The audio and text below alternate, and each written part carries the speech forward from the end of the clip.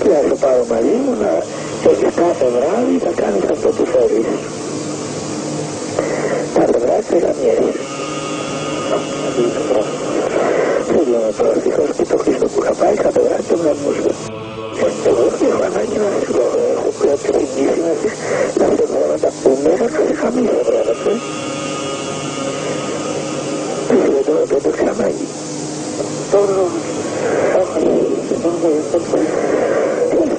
Καλά, άμα βρεθούμε, τρώγοντας αρκετή όρεξη. Είναι soft και όχι λογείο. Πάντα θα πρέπει να γίνεται. Βέβαια. Χρειάζεται. Θέλω με τόσο καιρό, μα είναι και φορές που το φανάει, αλλά και την Ελλάδα. Ήθελα να τον λύσει να βάλεις κερίο, ότι πα.